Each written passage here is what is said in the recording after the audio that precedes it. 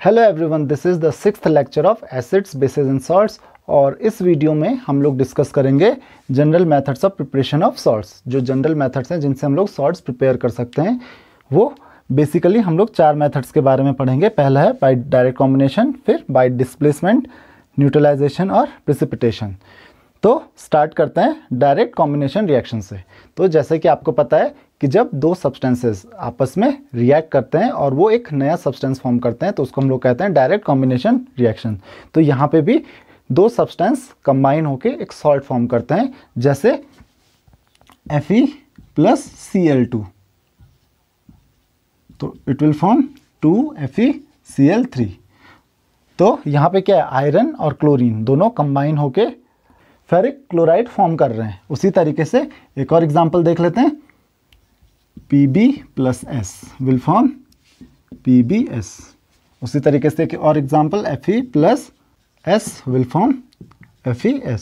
तो ये कुछ एग्जांपल्स हैं डायरेक्ट कॉम्बिनेशन रिएक्शंस के। तो यहाँ पे आप देख रहे हो दो सब्सटेंसेस कंबाइन हो रहे हैं और एक नया सब्सटेंस फॉर्म कर रहे हैं। तो ये क्या है, डायरेक्ट कॉम्बिनेशन रिएक्शन है जिनसे आप सॉल्ट्स प्रिपेयर कर सकते हो।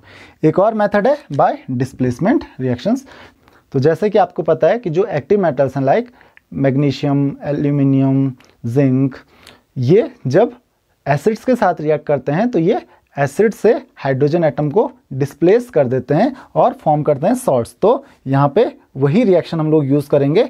जैसे एक एग्जांपल देख लेते हैं, Mg प्लस H2SO4, तो ये क्या फॉर्म कर लेगा, MgSO4। उसी तरीके से Zn प्लस HCl, तो ये क्या फॉर्म करेगा, ZnCl2। तो यहाँ पे आप देख सकते हो कि यहाँ पे हाइड्रोजन को डिस्प्लेस कर रहा है कौन, मैग्नीशियम, और फॉर्म कर रहा है एक सॉल्ट, मैग्नीशियम सल्फेट। यहाँ पे भी HCl जो एसिड है उससे हाइड्रोजन को डिस्प्लेस कर रहा है जिंक और फॉर्म कर रहा है जिंक क्लोराइड प्लस हाइड्रोजन। तो ये आपके पास डिस्प्लेसमेंट रिएक्शंस हो गई जिनकी हेल्प से आप सॉल्ट्स फॉर्म कर सकते हो।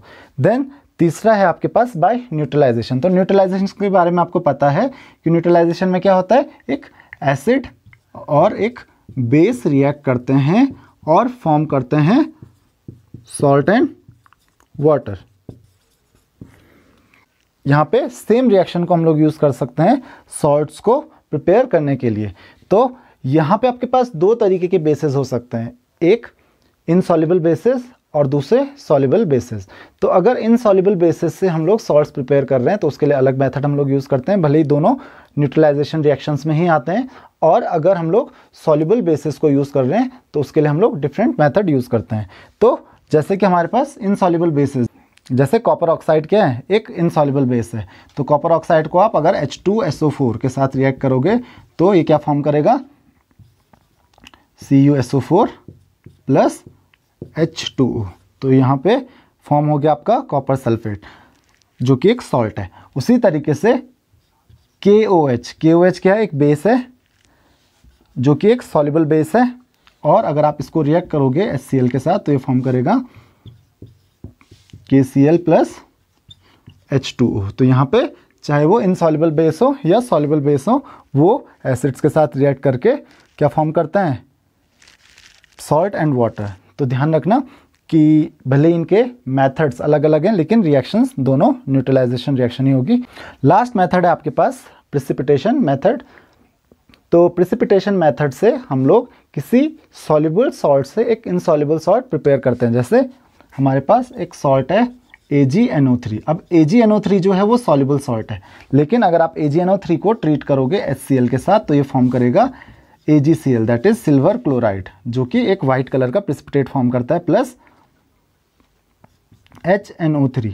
तो यहाँ पे इजीली प्रेसिपिटेट से आप सॉल्ट को कलेक्ट कर सकते हो। उसी तरीके से एक और एग्जांपल देख लेते हैं, जैसे BaCl2 प्लस H2SO4। तो BaCl2 प्लस H2SO4 आपको क्या मिल जाएगा, BaSO4 प्लस 2HCl।